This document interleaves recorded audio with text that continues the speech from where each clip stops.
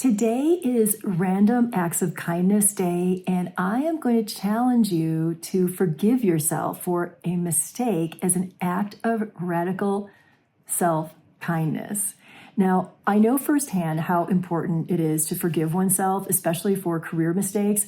I have made gazillions of them, and I know how important it is to forgive yourself in order to be able to move forward in your career.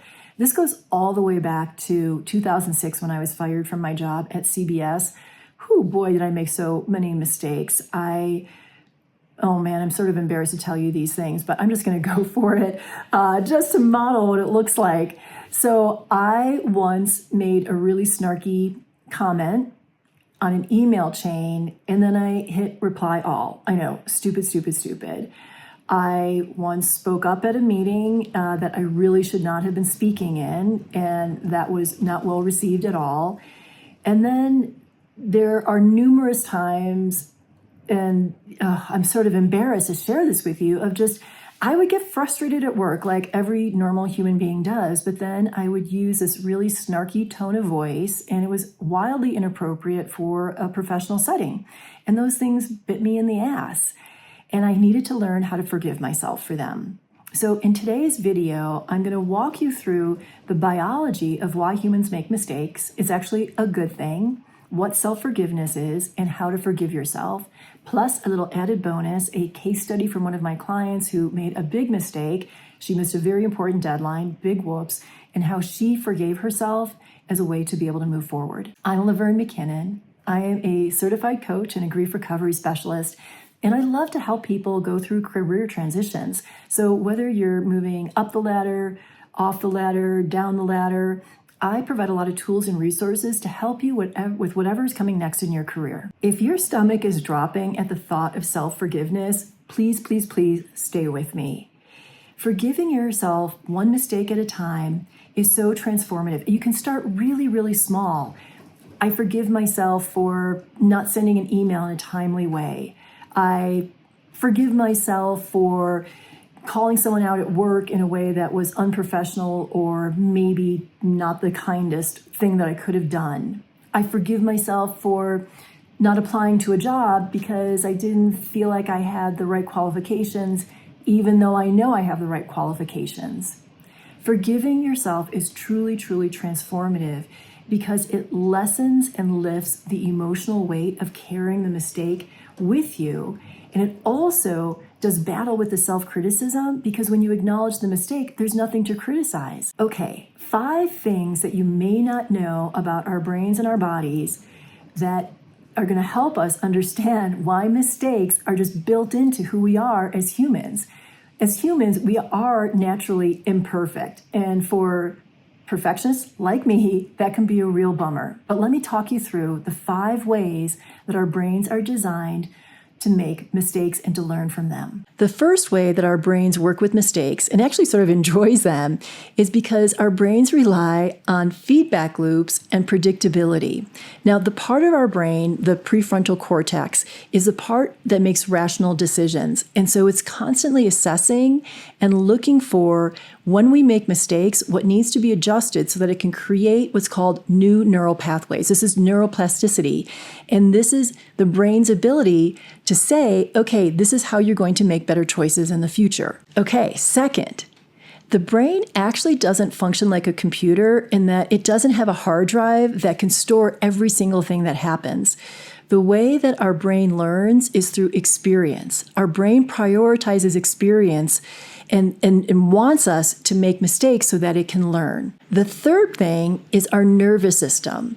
And so our nervous system really relies on our ability to make mistakes, so that I'm walking, I'm tripping, and then our nervous system steps in and says, oh, this is what needs to happen in order to fine-tune our motor skills in order for me to walk, run, dance, do whatever it is, ski, snowboard, so that I can actually be able to function physically, but only if I can make mistakes so that the nervous system can adapt and make fine motor skill corrections.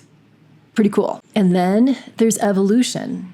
From a survival perspective, organisms are designed to try new things. It's through this trial and error that we learn how to survive and thrive.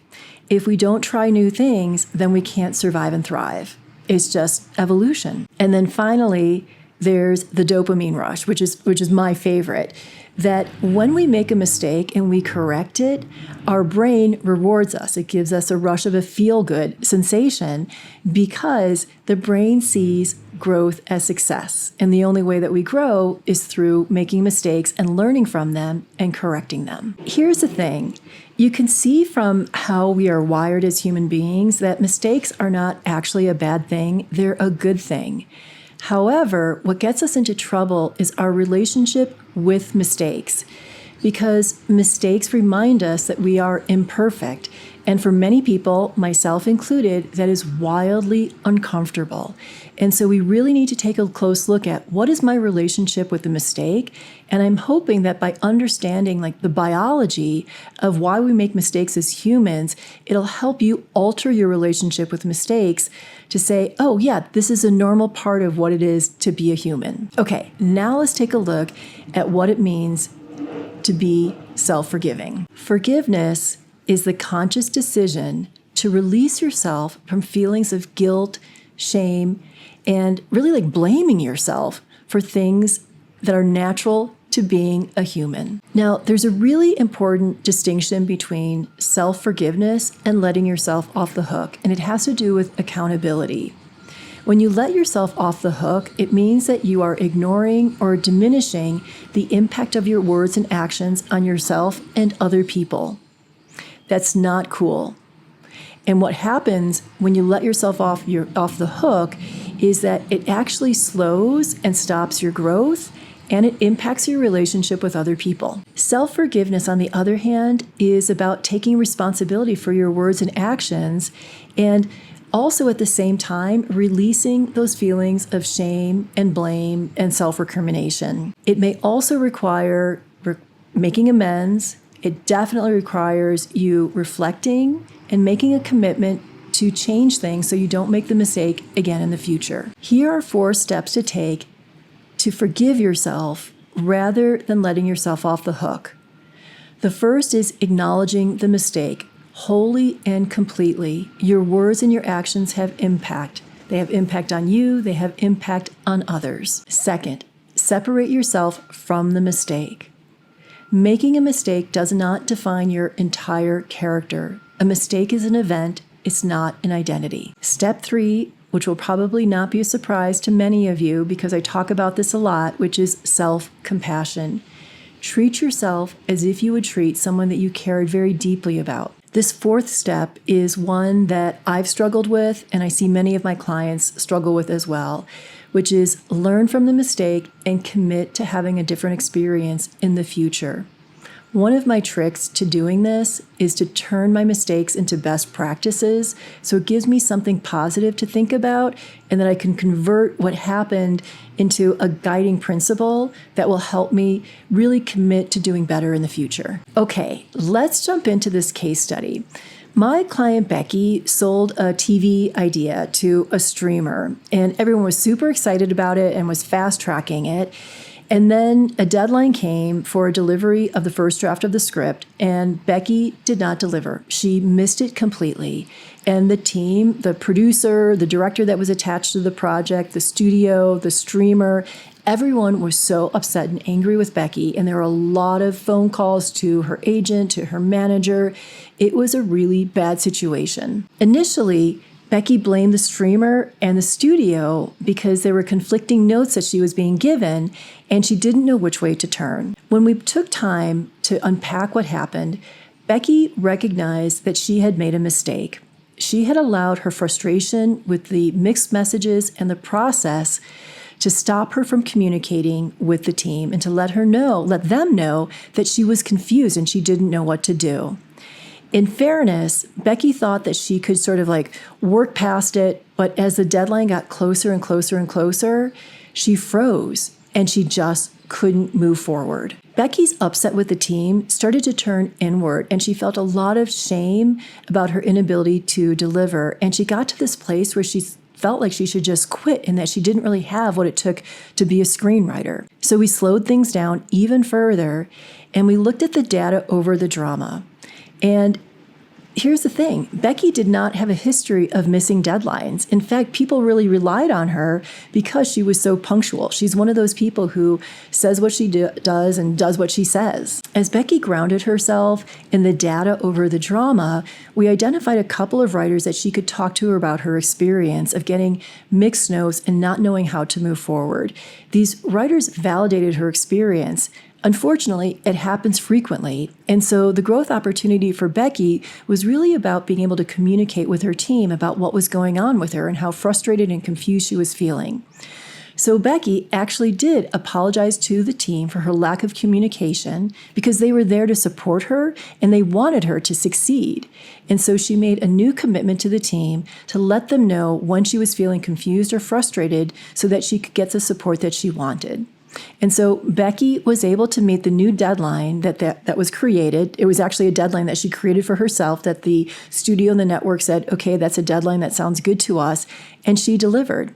So there was a really happy ending to her ability to acknowledge the mistake, feel the feelings, and forgive herself for her lack of communication, and then understand that she needed to take accountability for that mistake, and her project moved forward. Bottom line is that self-forgiveness is an act of radical kindness. I'm really going to challenge you to identify just one mistake that you have made. It could be personal, it could be professional, and allow yourself to take accountability and to say sorry, whether it's to yourself or to another human being, and to recognize what needs to happen in order to course correct so it doesn't happen again. It is incredibly freeing. It's going to lift the heaviness of carrying around that mistake, and it's going to help you keep that negative self-talk and that chatter at bay because, as we've just talked about, mistakes are a natural part of being human. Okay. That is it for today. If you'd like to go a little bit deeper on this, head over to my Substack. For paid subscribers, there are journal prompts to help you work through how to navigate making mistakes and how to become a person who can forgive oneself. And I also offer to my paid subscribers co-working sessions twice a month so that you have a community of people that you can be with as you do whatever needs to be done in order to keep moving forward in your career. If you'd like to learn more about how to work with me one-on-one or follow me on my other platforms, go to moonshotmentor.com. And a very big thank you to Lynn Chen for the video editing. You can find her on social at Ms. Lynn Chen.